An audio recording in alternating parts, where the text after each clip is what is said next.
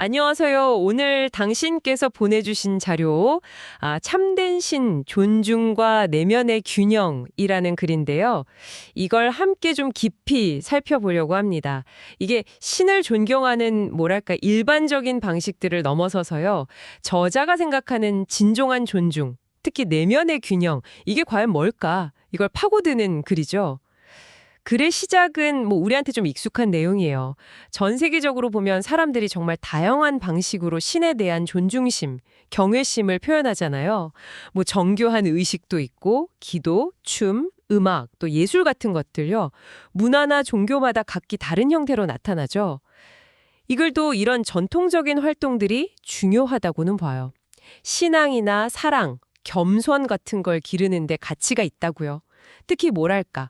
아직 그 깊은 이해에 이르지 못한 사람들한테는 더 그렇다고 하고요. 자, 근데 여기서부터가 좀 흥미로운 지점인 것 같아요. 이 글에서는요, 우리가 지금 이 현재 발달 단계에서 신께 보여드릴 수 있는 가장 위대한 경외심은 사실 다른 데 있다고 주장을 해요.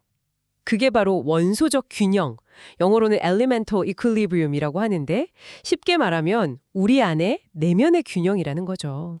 네, 그 원소적 균형이라는 표현이 참 흥미롭습니다. 그렇죠. 마치 자연의 기본 요소들이 완벽하게 조화를 이루는 것처럼 우리 내면의 영, 혼, 육체, 그리고 생각이나 감정까지도 조화로운 상태를 말하는 것 같아요. 이걸 이루는 것 자체가 진정한 존중의 표현이다. 이런 주장인데 상당히 독특한 관점이죠. 네, 맞아요. 그리고 여기서 중요한 게 이게 그냥 마음만 그렇게 먹는다고 되는 게 아니라는 점이에요. 저자는 이걸 아주 구체적인 실천, 그러니까 지속적인 훈련과 노력에 필요한 과정으로 보고 있어요. 진정한 인내, 끈기, 부지런함, 그리고 체계성 같은 것들이 요구된다고 아주 강조를 하죠. 구체적인 실천 방법도 제시가 되는데요. 들어보니까 이게 또 만만치가 않아요. 밤낮으로 자신의 영, 혼, 육체 이걸 다 지키면서 모든 생각, 감정, 행동 하나하나를 아주 주의 깊게 관찰하고 분류해야 한다 이렇게 말하거든요. 네, 분류해서요. 네, 해로운 생각은 즉시 파괴하고 유익한 생각은 받아들이고 또 선한 감정이나 행동은 계속 유지하고 우리 본성과 좀 이질적인 것, 맞지 않는 것은 버려야 한다. 이런 과정이에요. 와, 파괴라니? 표현이 정말 단호하네요. 네, 그렇죠. 절대적인 순수함에 가까워지려면 이런 장기적이고 영구적인 훈련이 필요하다. 이렇게까지 이야기합니다. 여기서 이제 당연히 질문이 생기죠. 그럼 대체 뭐가 해롭고 뭐가 유익한 거냐? 그 기준은 그럼 누가 정하는 거냐? 이런 궁금증이야. 당신께서도 아마 궁금하실 거예요. 네, 맞아요. 저도 그 부분이 제일 궁금했어요. 그렇죠. 근데 글 자체에서 그 기준을 명확하게 딱 제시해 주지는 않는 것 같아요. 오히려 그 기준을 끊임없이 성찰하고 스스로 찾아가는 과정? 그 자체가 핵심 과제임을 좀 암시하는 듯합니다. 그 과정 자체가 훈련이다. 네, 그게 바로 절대적인 순수함에 가까워지기 위한 어쩌면 평생에 걸친 훈련이다. 이렇게 보는 거죠. 그러면요. 아까 처음에 얘기했던 기도나 의식 같은 전통적인 종교 활동들 있잖아요. 그런 건 이제 의미가 좀 덜해지는 걸까요? 이 내면의 균형을 강조하면요. 저자는 이 둘의 관계를 어떻게 보고 있을까요? 그 점도 중요해요. 저자가 전통적인 실천의 가치를 아예 부정하는 건 아닙니다. 오히려 이런 내면의 균형 잡기라는 게 워낙 어렵고 또 꾸준한 노력이 필요하잖아요. 네, 그렇죠. 쉽지 않죠.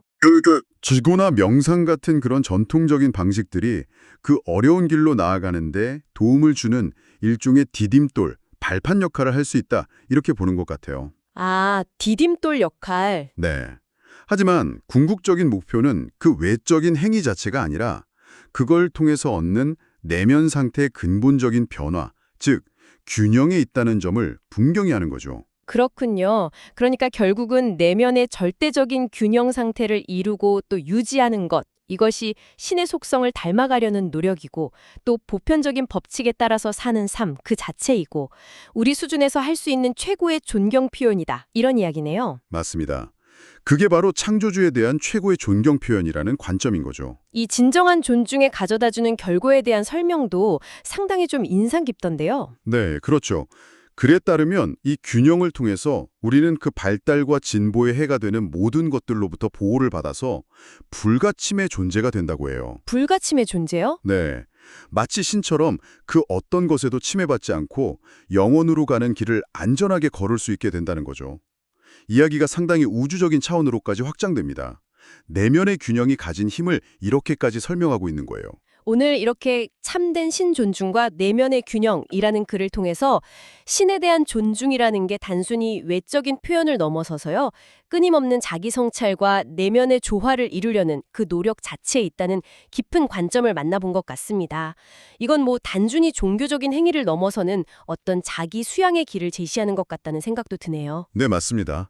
마지막으로 한 가지 더 생각해 볼 점이 있는 것 같아요.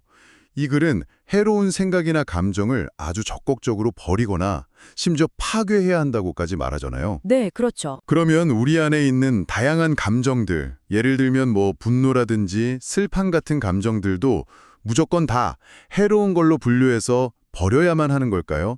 아니면 혹시 이런 감정들조차도 우리가 그 균형을 이루어가는 과정 속에서 어떤 필요한 역할을 할 수도 있지 않을까요? 아, 그러네요. 그럴 수도 있겠네요. 네. 이 균형을 향한 여정에서 우리 스스로에게 한번 던져볼 만한 중요한 질문이 아닌가 싶습니다. 네, 정말 흥미로운 관점이었습니다. 오늘 이렇게 깊이 있는 이야기 함께 나눠주셔서 감사합니다.